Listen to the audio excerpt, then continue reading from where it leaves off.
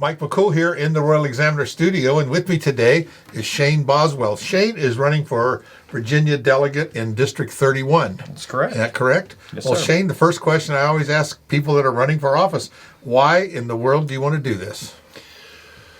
Oh, I have a lot of reasons why I want to do this, but the number one reason is when I was a kid, I used to take apart everything I could find and figure out how it worked. Right.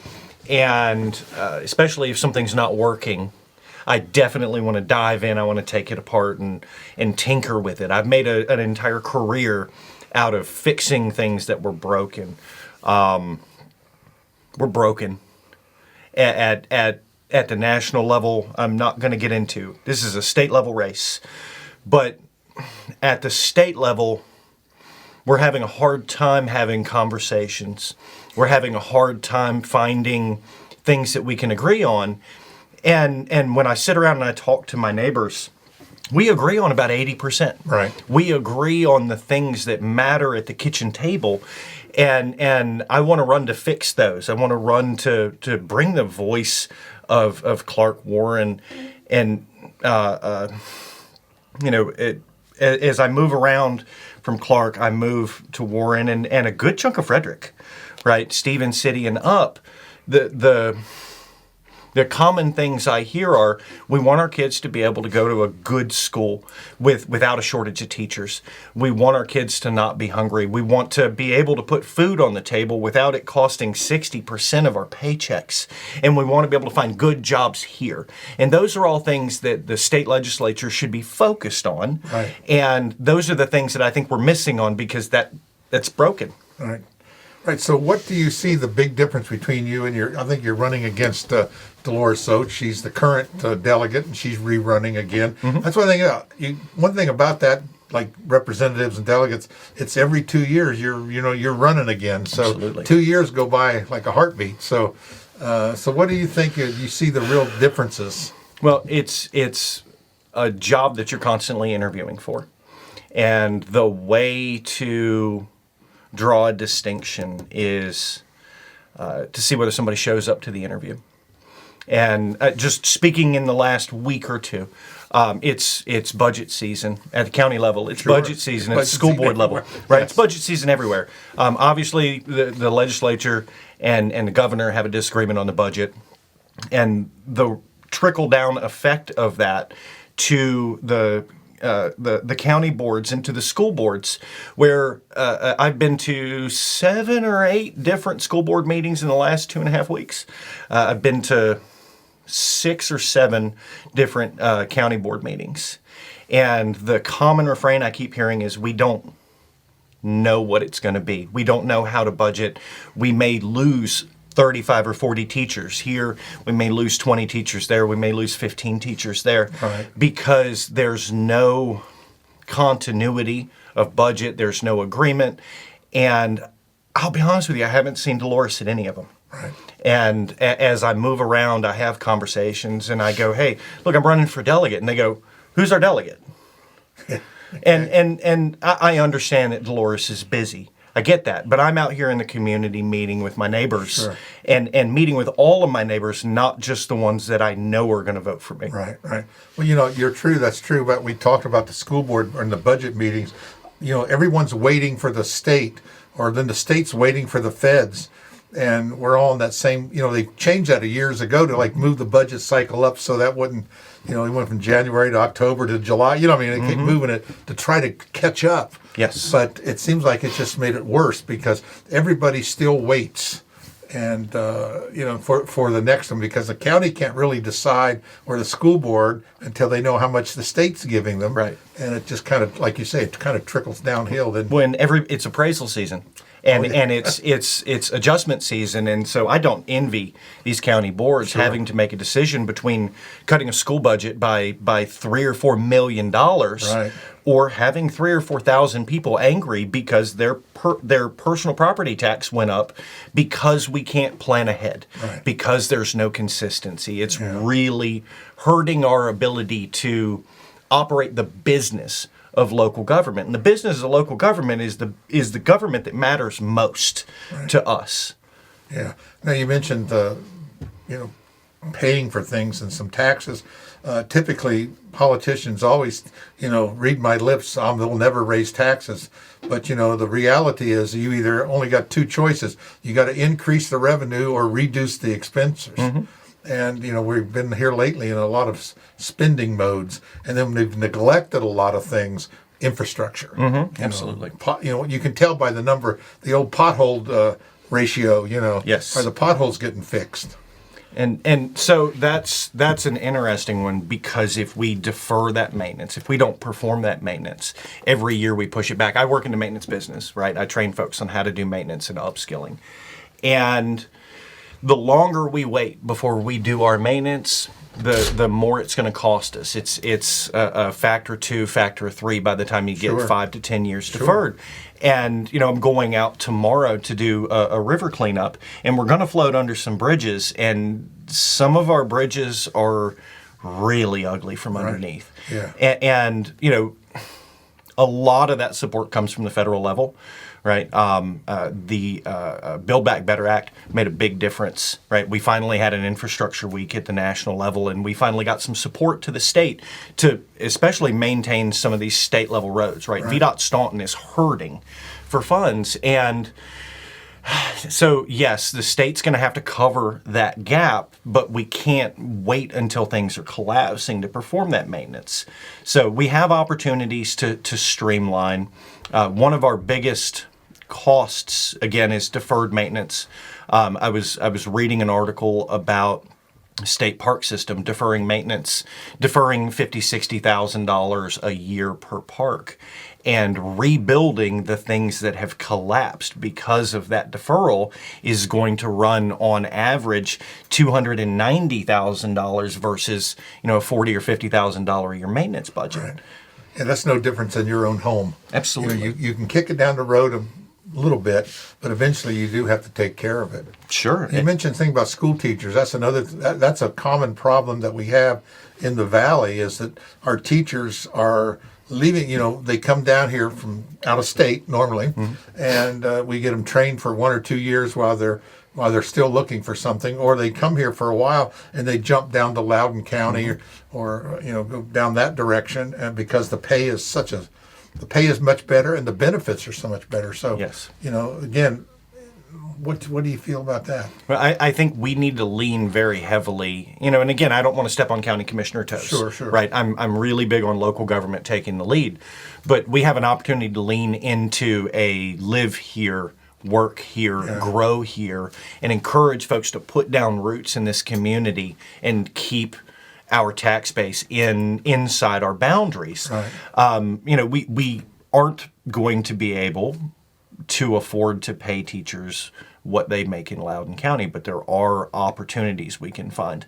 There are programs available, and I live in Berryville, right? One of the common things that I hear up there is that Clarke is actually indexed on the wrong side of the cost per student, and they actually get about 10 cents less on the dollar invested. And so we need to raise Clarke up into equilibrium with Warren and with Frederick, but we also need to be incentivizing folks to live here and to work here. And there's an opportunity there for the state to support that and to provide a little bit more encouragement to folks to stay out here. The Virginia Literacy Act, for instance, right? I'm really passionate about it. Up to 50% of our kids are coming in either at risk or significantly at risk for reading below grade level in their September scores. And it costs money to put teachers in classrooms.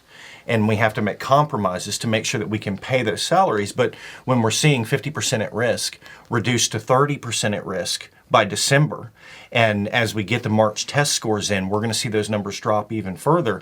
The teachers are doing the work. They're helping our kids. They're teaching our kids, helping fill the COVID gap. And so that, again, is infrastructure we have to invest in as a community, from the town level, from the county level, from the state level on up. Yeah.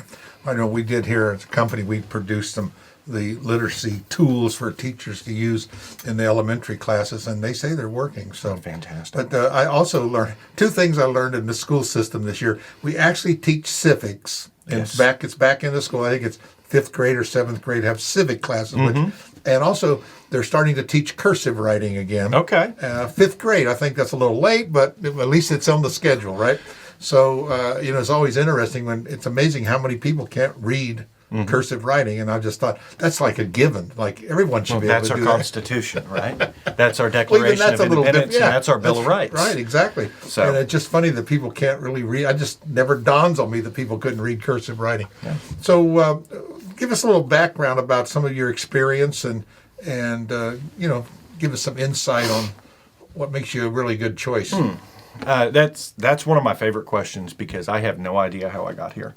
Well, that's normal. Right. That's how So we kind of fall into it, don't we? The thread there is I enlisted when I was 18, and before I left to go to Navy boot camp, someone told me, Navy stands for never again, volunteer yourself.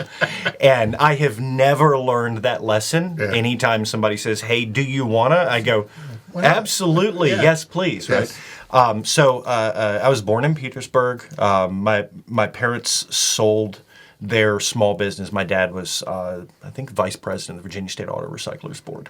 I remember being knee-high to a grasshopper, going out in the yard with my mother and taking samples of puddles in the salvage yard to make sure they had one of the very first EPA compliant auto salvage yards in the country. Yeah. And so that was kind of bred into me very early.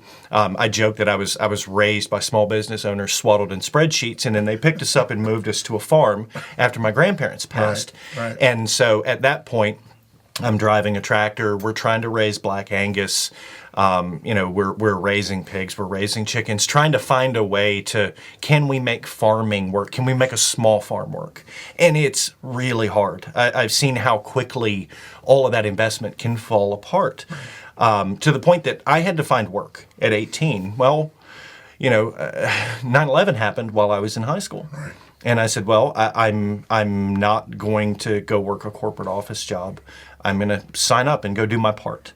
So I enlisted on a journalism billet. I was going to go be Adrian Cronauer in Good Morning Vietnam. That was my thing, right? That was your thing, yeah. And I was excited to do it. I was a mascot in high school. I called all the baseball games, did play-by-play. Sure. I loved talking to people, loved being in front of people, and got to boot camp, and they said, no, we don't need any more journalists, thank you. Do you want to go be a Navy nuke, or do you want to work on aircraft?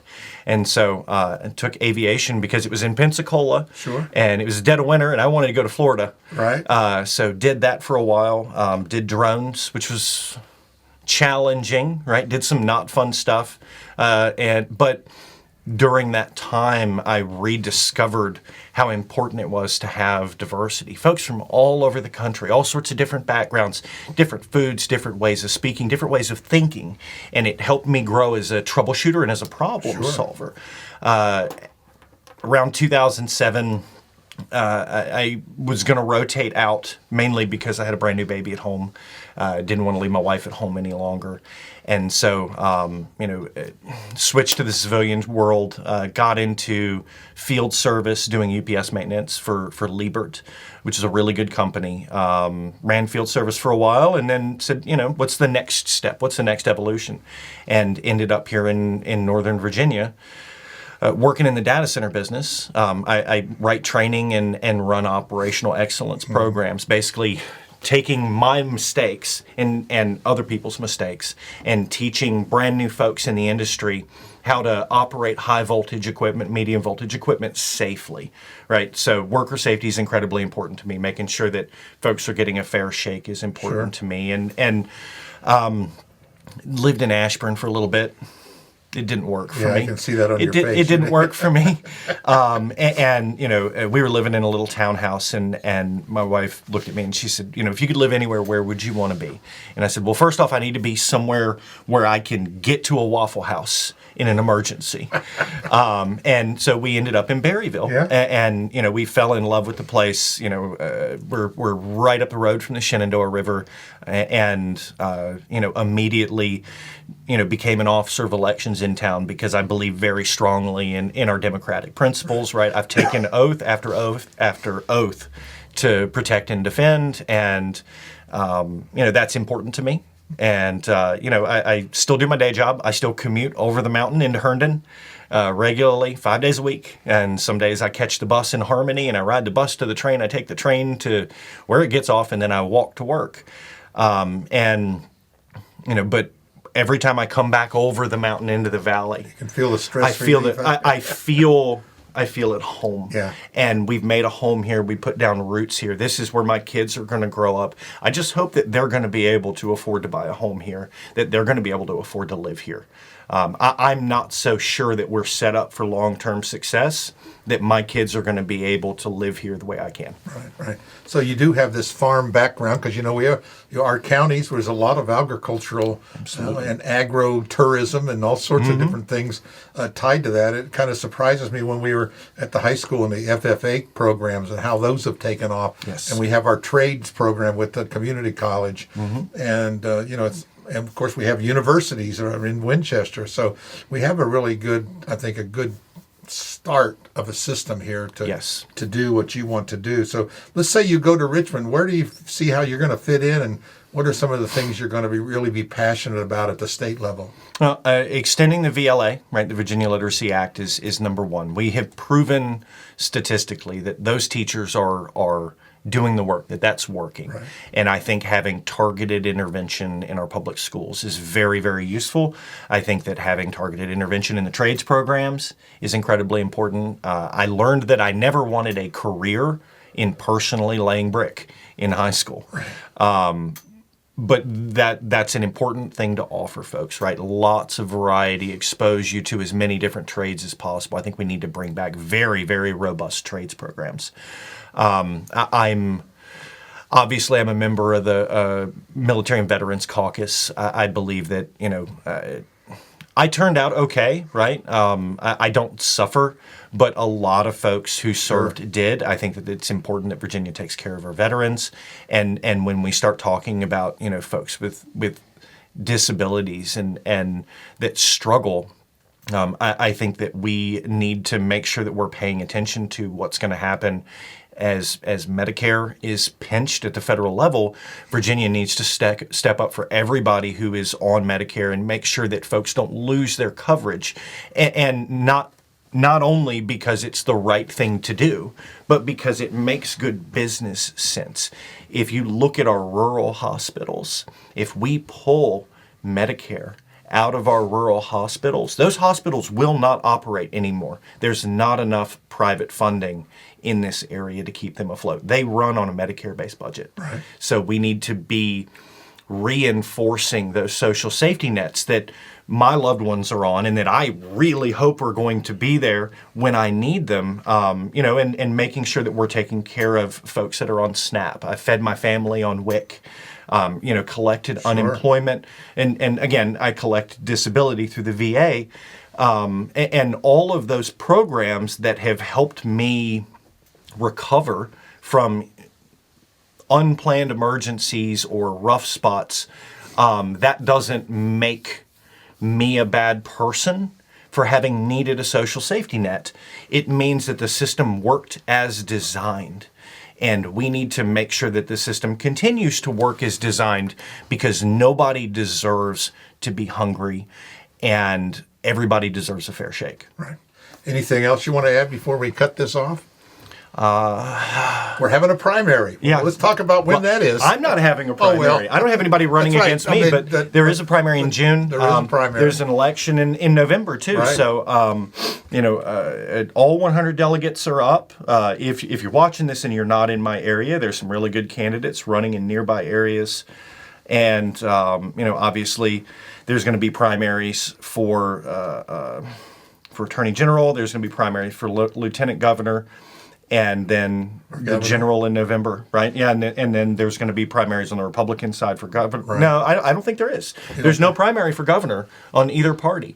Both parties are putting up a woman That's right. as governor, and I'm going to tell you something. Some independents running, but they're not going to Yes. be. Well, They're not going to primary. No, they're not going to primary. And I am really excited for Virginia. I have been surrounded, I've been blessed by having strong, powerful, opinionated, and skilled women in my life, my entire life. And I think we obviously have a very hard choice to make in November, but I'm excited to have a woman governor. Right. You can say that because one of them's going to win. I can say that because no matter what, we're going to have a woman governor. And you know, going out and knocking doors. The final note that I want to make. You know, I had to go get signatures, and I've continued to knock doors. I've knocked, I don't know, 500 doors so far. Had 300 really good conversations. I'm going to knock anywhere between 8,000 and 10,000 doors this summer, just meeting my neighbors. And what it all comes down to is we have so much more in common than forces us apart, that if we get out of that national media frenzy that's profit driven, Sure. and we have conversations across the table, we have a lot in common. Right. We want the same things for our kids. We want the same things for our families, and we want the same things for our communities and our neighbors. I always say you have to be in the middle in order to govern. Yes. You can't be one extreme or the other. And I think you said on the national level, we have a lot of extremes out there. And I think we need to draw ourselves, at least, let's just do that for the local level and see how it goes, right? Now, let's start there, right? Let's talk about Clarke, Warren, and Frederick. Right. Let's have those conversations, and let's. I'm here to listen because I'm not running on my ideas. Right. I'm running as a representative. I'm running as a delegate. Right. I'm interviewing for a job. So Right. I hope you'll think about me in November. I'm sure people will see you out and about over the summer and get on his website. We'll put the link. That's real easy. Shane Boswell for Virginia, right? Shane Boswell for Virginia.org. Come, That's right. come send me Come check send it me out. an email. Follow me on social media, and come meet me at an event. I can't hear from you unless I hear from you. Right. And you'll be all and about the counties during the summer. Absolutely. Well, We'll Shane, be I all really over the place. appreciate you coming in and getting this Thank thing you. started. And congratulations for. I encourage everyone to run. Yes. I hate to see people run with no opposition. Yes. And I like to see that because choice is great. You Yes. know, I think and it makes the other person work a little harder. Well, and it's really hard to sit at home and say government's broken without throwing your hat in the ring Yeah. and trying to fix it. I encourage everybody to take a swing at it at least Sure. once. I appreciate it. Thanks again. All right, thank you.